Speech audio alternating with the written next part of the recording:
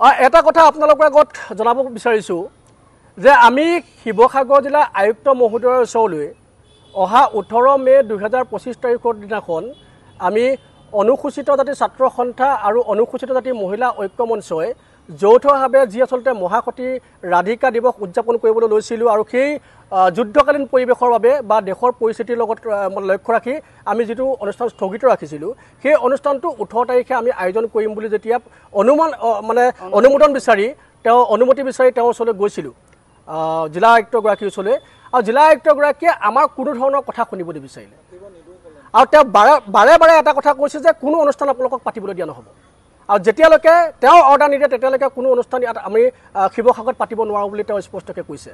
আৰু তেখেতক আমি মুখ্যমন্ত্ৰী মহোদয়ৰ ঘোষণাৰ কথাও যেতিয়া জনাইছোঁ তেখেতে কৈছে যে মুখ্যমন্ত্ৰী মহোদয়ে ঘোষণা কৰিলেও তেখেতে কোনো কথা নুশুনে গতিকে এই গোটেই কথাবিলাকত আমি সন্দিহান হৈ পৰিছোঁ তেওঁৰ ওচৰত কোনো ধৰণৰ আচলতে নটিফিকেশ্যন বা নিৰ্দেশনা এতিয়ালৈকে আহি পোৱা নাই বুলি তেওঁ আমাক জানিবলৈ দিছে আৰু আমি কোনো ধৰণৰ অনুষ্ঠান পাতিলে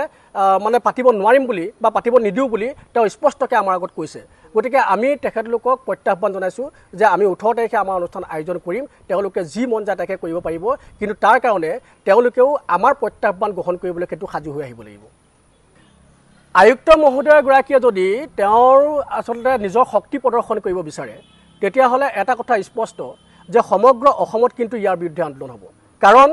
আইগৰাকীৰ স্বাৰ্থত সমগ্ৰ অসমৰ অনুসূচিত জাতি ৰাইজ সমগ্ৰ অসমৰ কবত্ৰ ৰাজ্য ওলাই আহিব সেই কথাটো দৃঢ় বিশ্বাস আৰু আমাৰ যিসকল সৈনিক আছে দুটাকৈ সংগঠনৰ যিসকল সৈনিক আছে তেওঁলোকো কিন্তু ওলাই আহিব গতিকে আমাক জোকাই নোলোৱাটো তেওঁলোকৰ কাৰণে কিন্তু ভাল শিৱসাগৰ জিলা অনুসূচিত জাতি ছাত্ৰ সন্থা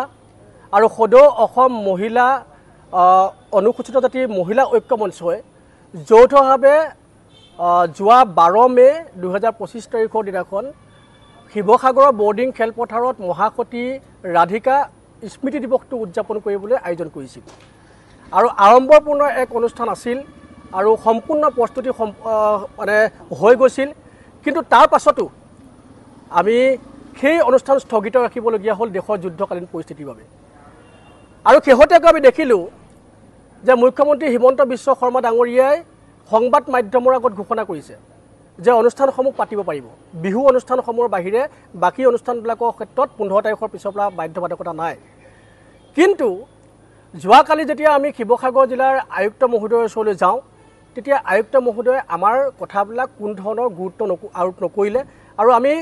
মাননীয় মুখ্যমন্ত্ৰী মহোদয়ৰ কথা ক'বলৈ যাওঁতেও তেওঁ সেই কথাটো কোন ধৰণৰ আচলতে সহমৰ্মিতাৰে তেওঁ নচালে বা তেওঁ সেই কথাটো গুৰুত্ব আৰোপ নকৰিলে আমি সমগ্ৰ বিষয়বস্তুটো সন্দিহান হৈ পৰিছোঁ আচলতে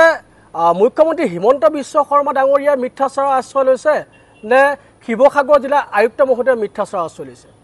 যদি হিমন্ত বিশ্ব শৰ্মা ডাঙৰীয়াই ঘোষণা কৰা মতে তেওঁৰ কথাবিলাক শুদ্ধ আৰু সত্য হয় তেনেহ'লে নিশ্চিতভাৱে শিৱসাগৰ জিলা আয়ুক্তজনে ময়মতালি কৰিছে স্বেচ্ছাচাৰীভাৱে শিৱসাগৰ ৰাজ্যৰ ওপৰত শাসন চলাব বিচাৰিছে আৰু যদি কোনো ধৰণৰ নিৰ্দেশনা জিলাসমূহলৈ প্ৰেৰণ কৰা নাই তেনেহ'লে হিমন্ত বিশ্ব শৰ্মা ডাঙৰীয়াই অসমৰ ৰাইজৰ আগত নিজকে আচলতে ভাল সজাবলৈ অসমৰ ৰাইজৰ সহমৰ্মিতা লাভ কৰিবলৈ বা অসমৰ ৰাইজৰ পুতৌ লাভ কৰিবলৈ তেখেতে আচলতে সংবাদ মাধ্যমৰ আগত মিছা মাতিছে কিন্তু আমি আজি সংবাদ মাধ্যমৰ আগত এটা কথা স্পষ্ট কৰি কওঁ যে সতীয়াধিকা অসমীয়া ধৰ্মীয় সমাজখনৰ এক মূল্যৱান চৰিত্ৰ সংস্কাৰমুখী অসমীয়া সমাজখনৰ এটা মূল্যৱান চৰিত্ৰ আৰু সতীয়াধিকাই আচলতে জাত্যাভিমানীসকলৰ বিৰুদ্ধে থিয় দি নিজৰ স্থিতি ইতিমধ্যে স্পষ্ট কৰি থৈ গৈছে আৰু সতীয়াধিকাৰ আচলতে যি সাহস যি শক্তি এই কথাবিলাক আৰু পুনৰাই আপোনালোকক কোৱাৰ প্ৰয়োজন নাই কিন্তু সেই মহান আইগৰাকীৰ স্মৃতি দিৱসটো আমি আয়োজন কৰিবলৈ নোপোৱাটো ইমান আচলতে বিশাল প্ৰস্তুতিৰে আয়োজন কৰিবলৈ লৈ সমগ্ৰ বিষয়বস্তুটো দেশৰ যুদ্ধকালীন পৰিৱেশৰ লগত সংগতি ৰাখি আমি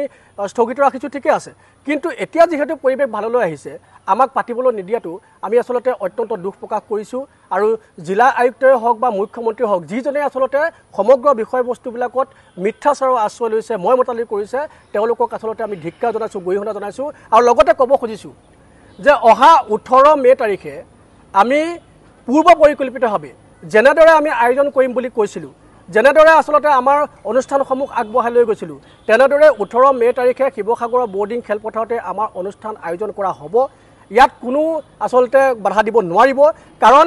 আমাৰ লগত অসমৰ প্ৰায় 10 হাজাৰ মানুহ আচলতে সংপৃক্ত হৈ আছে আৰু যদি কোনোবা ইয়াত বাধা দিবলৈ আহে সি লাগিলে যি শক্তিয়ে নহওক তাৰ বিৰুদ্ধে যুদ্ধ দিবলৈ আমি আচলতে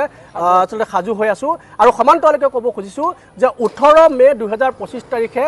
12 মে 2025 তাৰিখে হ'বলগীয়া যি আচলতে মহাসতীয়াধিকাৰ স্মৃতি দিৱস এই স্মৃতি দিৱসটো সদৌ শিৱসাগৰ জিলা অনুসূচিত ছাত্ৰ সন্থা আৰু সদৌ অসম অনুসূচিত জাতি মহিলা ঐক্য মঞ্চই যৌথভাৱে শিৱসাগৰৰ বৰ্ডিং খেলপথাৰত পূৰ্ব পৰিকল্পিতভাৱে আৰু যেনেদৰে নিৰ্ধাৰণ কৰা হৈছিলে কাৰ্যসমূহ তেনেদৰে আচলতে তেওঁলোকে আয়োজন কৰিব।